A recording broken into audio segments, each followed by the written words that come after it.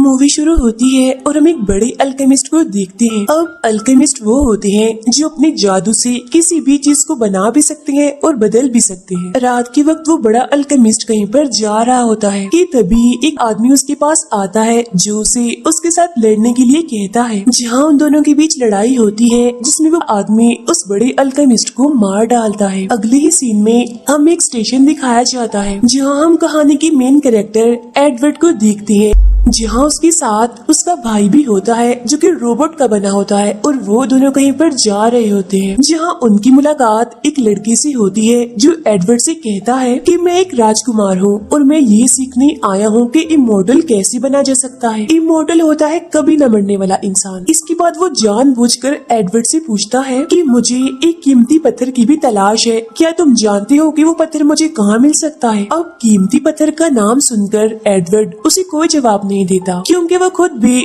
उस पत्थर को तलाश कर रहा था ताकि वो अपने भाई को उसका जिस्म वापस दे सके, क्योंकि एक हादसे की वजह से उसका जिस्म इस दुनिया से चला गया था और एडवर्ड उस पत्थर के जरिए ही उसका जिस्म वापस ला सकता था। अभी उस राजकुमार के साथ इनकी बात चल ही रही होती है कि तभी कुछ गुंडे वहाँ पर आकर सबके साथ लड़ने लगते हैं, लेकिन उस राजकुमार के साथ ही आकर गुंडों को रोकने की कोशिश कर रहे थे, जहाँ वो एडवर्ड और उसके भाई पर भी हमला कर देते हैं, जिसके बाद ट्रेन के ऊपर जाकर उनकी काफी लड़ाई होने लगती है। तब यहाँ एडवर्ड की मदद करने के लिए एक साथी आता है जो कि एक इंसान जैसा क्रिएचर था, यानी कि वो इंसान तो नहीं था लेकिन इंसान के रूप में क्रिएचर था। तब राजकुमार का आदमी उस पर भी हमला कर देता है, जिस पर एडवर्ड उससे कहता है कि इस पर तुम्हारे हमलों का कोई भी असर नहीं होगा। वजह ये है कि इसने अपने जिस्म में बहुत सारे लोगों की सोल्स यानी आत्माओं को कैद किया हुआ है और ये कभी भी नहीं मर सकता। ये सुनकर राजकुमार कहता है, ओ अच्छा, यानी ये इमोर्टल है।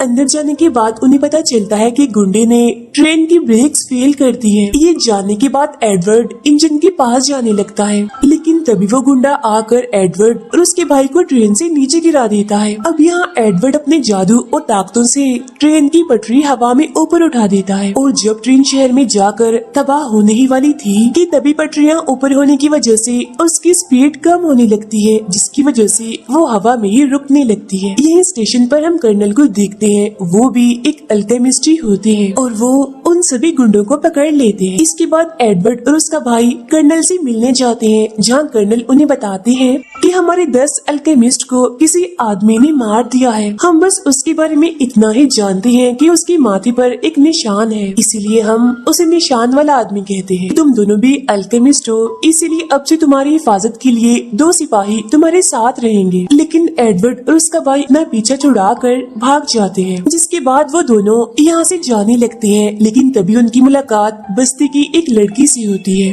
वो लड़की एडवर्ड की वजह से गिर जाती है, इस वजह से एडवर्ड उसे खाना खिलाने के लिए ले जाता है। बस्ती की लड़की उनसे कहती है कि मैं दूसरे शहर से आई हूँ और मैं भी यहाँ पर यही सीखने आई हूँ कि इमोर्टल कैसे बना जाए। अब ये सुनकर एडवर्ड को गुस्सा आ जाता है, क्योंकि ट्रेन वाला राजकुमार भी यही चीज सीखने आया था और राजकुमार का ख्याल आते ही एडवर्ड गुस्से में उस लड़की के पीछे पड़ जाता है। लेकिन वो लड़की अपनी जान बचाने के लिए कोर्ट वाले एक आदमी के पीछे जाकर छुप जाती है। ये देखकर एडवर्ड रुक जाता है। तभी यहाँ कर्नल का वही सिपाही आता है जो एडवर्ड से कहता है कि कर्नल ने मुझे आपकी हिफाजत के लिए भेजा है। लेकिन तभी वो कोट पहना हुआ आदमी अपने मुंह से कपड़ा हटाता है और उसके माथे पर निशान देकर हमें पता चलता है कि ये असल में वही निशान वाला आदमी है। अब उसे देखकर सिपाही उस पर हमला करने के लिए जाता है, लेकिन निशान वाला आदमी उसे एक ही झटके में मार देता है।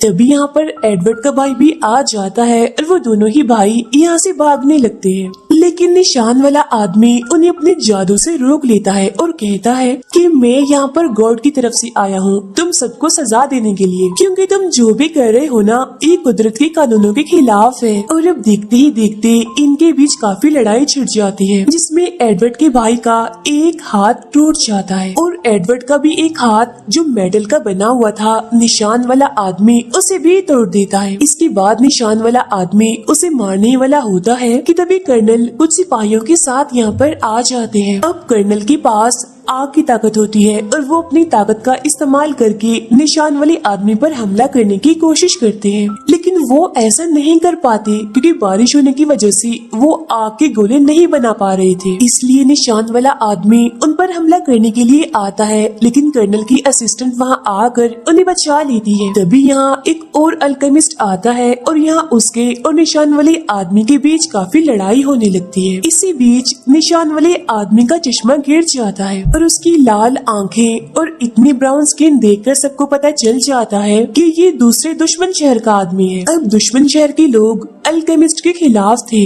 अब देखते ही देखते इस मैदान में बहुत सारे सिपाही आ जाते हैं, जिन्हें देखकर निशान वाला आदमी जिसके पास बहुत ताकत थी वो इसे इस्तेमाल करके बहुत सारी जमीन तोड़ देता है और वहाँ से गायब हो जाता है। फिर एडवर्ड अपने भाई के पास जाता है जो काफी गुस्से में था और वो उससे कहता है कि तुम अपनी जान बचाकर यहाँ से भाग सकते थे, तो फिर तुम गए क्यों नहीं? तुम्हें याद है ना, हमने एक दूसरे से वादा किया था कि हम मेरे जिस्म को वापस लेकर आएंगे, लेकिन अगर आज तुम्हें कुछ हो जाता तो मैं अकेला जिंदा रहकर कुछ भी नहीं कर सकता था। कर्नल बताते हैं कि हमारे शहर और दूसरे शहर में बहुत दुश्मनी है, क्योंकि दुश्मन शहर का मानना है कि हमें कुदरत की हिफाजत और इसकी इबादत करनी चाहिए, यानी किसी भी चीज को बदलना नहीं चाहिए। लेकिन हमारे इस शहर में अल्केमिस्ट के जरिए बहुत सारी चीजें बदली जा सकती थी, लेकिन ये बात दुश्मन शहर को पसंद नहीं थी, जिस वजह से दिन ब दिन दोनों शहरों के बीच दुश्मनी बढ़ती चली गई। और फिर एक दिन हमारे शहर के एक आदमी ने दुश्मन शहर के एक बच्चे को गोली मार दी, जिस वजह से दोनों शहरों के बीच में जंग छिड़ गई। काफी सालों तक ये लड़ाई चलती रही, लेकिन हालात ठीक नहीं हुए, जिसके बाद हमारी गवर्नमेंट ने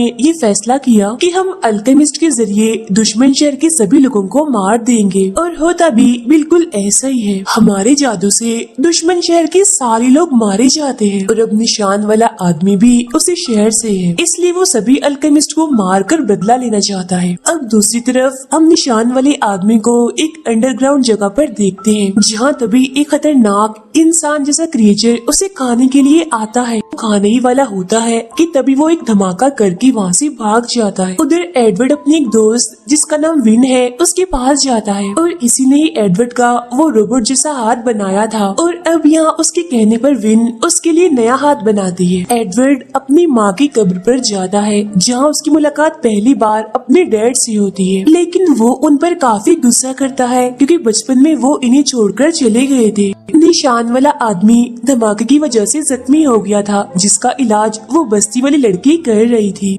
एडवर्ड आता है जिसे विन की मेड बताती है कि हमारे शहर में जंग होने वाली है, इसीलिए तुम रेगिस्तान के पास एक इलाके में जाओ क्योंकि तुम्हें वहाँ पर हथियार मिल सकते हैं लड़ने के लिए। मेड की बताई हुई जगह पर आता है, जहाँ कुछ लोग आकर उस पर हमला कर देते हैं। तब इतनी ही देर में एक बूढ़ी औरत आती है और वो उन सबको लड़ाई करने से मना करती है। उधर निशान वाले आदमी से मिलने के लिए उसके मास्टर आते हैं, जिससे कहते हैं कि तुम अल्केमिस्ट को बदला लेने के लिए मार रहे हो, लेकिन तुम ऐसा कब तक करोगे? तुम्हें खुद को रोकना ही होगा। लेकिन निशान वाला आदमी काफी गुस्सा होता है और वो इस बात को मानने से साफ इनकार कर देता है। अब इसके बाद एडवर्ड और उसका भाई बस्ती में जाते हैं, जहाँ निशान वाले आदमी का इलाज हो रहा था। अब निशान वाले आदमी को देखते ही उनकी लड़ाई होने लगती है। यहाँ एडवर्ड उससे पूछता है कि तुमने मेरी दोस्त विन के माँ बाप को क्यों मारा था, लेकिन तभी यहाँ पर विन भी आ जाती है और वो ये सारी बातें सुन लेती है और अब वो गन उठाकर निशान वाले आदमी को मारने ही लगती है, लेकिन एडवर्ड उसे रोक देता है। ये देखकर निशान वाले आदमी को अपने भाई की याद आने लगती है, जिसने एक बार उसे ऐसे ही बचाया था। अब अपने भाई की याद आने पर वो किसी को कुछ नहीं कहता और वहाँ से चला जाता है। एडवर्ड और उसका भाई दोबारा से निशान वाले आदमी से लड़ने लगते हैं। तब यहाँ निशान वाले आदमी को ढूंढते हुए वो इंसान जैसा क्रिएचर भी आ जाता है, लेकिन राजकुमार आकर उसे पकड़ लेता है। अब कर्नल की असिस्टेंट आकर निशान वाले आदमी की टांग में गोली मार देती है, लेकिन लड़की आकर उसे बचा लेती है। राजकुमार कर्नल को वो इंसान जैसा क्रिएचर दिखाकर कहता है कि शायद प्रेसिडेंट भी इंसान के रूप में एक क्रिएचर है, क्योंकि उसकी आंख में मैंने वो निशान देखा था जो हर इंसान जैसे क्रिएचर की आंख में होता है। उधर प्रेसिडेंट एक आदमी के पास जाते हैं और कहती है कि कर्नल की मदद से अब उस रास्ते को खोल सकते हैं। अब हम बस्ती वाली लड़की को देखते हैं, जो अपने जादू से निशान वाले आदमी की टांग को ठीक कर देती है। फिर कर्नल एडवर्ड से कहते हैं कि जंग के दौरान एक अल्केमिस्ट ने उस निशान वाले आदमी के साथियों पर हमला करके उन्हें मार दिया था और उसी हमले में ही निशान वाले आदमी की भी मौत हो गई थी और उसका एक हाथ भी काट दिया गया था। लेकिन फिर उसके भाई ने अपने जादू से दोबारा निशान वाले आदमी को जिंदा कर दिया और अपना हाथ भी उसे दे दिया। यहाँ एडवर्ड का भाई बस्ती वाली लड़की का पीछा करता है, जिससे उसे पता चल जाता है कि उसने निशान वाले आदमी को कहाँ रखा हुआ है। जिसके बाद एडवर्ड और उसका भाई वहाँ जाकर उससे लड़ने लगते हैं और उसे पकड़ लेते हैं। इतनी ही देर में कर्नल, उनकी असिस्टेंट और विन भी यहाँ पर आ जाते हैं। यहाँ विन को पता चल ही जाता है कि निशान वाली आदमी ने ही उसके माँ बाप को मारा है। वो उसके पास जाती है, जहाँ निशान वाले आदमी को लगता है कि अब वो मुझे मार डालेगी, लेकिन विन बाजू में लगी जख्म की पट्टी करती है, ना कि उसे मारती है। ये देखकर निशान वाले आदमी को हैरानी होती है और उसे अपनी गलती का एहसास होता है कि मैंने विन के माँ बाप को मारकर बहुत गलत किया, इसीलिए वो उससे माफी मांगता है। लेकिन तभी यहाँ भागते हुए राजकुमार आ जाता है, क्योंकि उसके पीछे इंसान जैसा वो क्रिएचर पड़ा हुआ था। विन को मारने वाला होता है, लेकिन निशान वाला आदमी उसे बचा लेता है। तभी यहाँ कर्नल का साथी आता है और इंसान जैसे क्रिएचर से कहता है कि तुम्हें एडवर्ड और उसके भाई को नहीं मारना, वरना बहुत बुरा होगा। लेकिन अब इसका कोई भी फायदा नहीं था, क्योंकि उनके बीच लड़ाई शुरू हो गई थी। यहाँ वो इंसान जैसा क्रिएचर अपना पूरा जिस्म खोल देता है, जिस वजह से आसपास की सारी चीजें उसकी तरफ खींची चली जाती हैं। जहाँ उसके पेट में एडवर्ड, राजकुमार और कर्नल का साथी भी चला जाता है। फिर हम उसके पेट में देखते हैं, जहाँ एडवर्ड पूछता है कि हम कहाँ हैं, जिस पर कर्नल का साथी कहता है कि हम एक जादुई गुफा में हैं और आगे यहाँ से निकलने का रास्ता है। तब एडवर्ड कहता है कि नहीं, ये जादुई गुफा नहीं है, क्योंकि वो ऐसी नहीं होती, वो जगह तो अलग ही है। फिर कर्नल का साथी कहता है कि असल में यहाँ से निकलने का कोई रास्ता नहीं है, जिस वजह से हम हमेशा के लिए यहाँ पर अटक गए हैं। कर्नल का साथी अपने असली रूप में आ जाता है, जो काफी भयानक दिख रहा था, और यहीं पर ये फिल्म खत्म हो जाती है।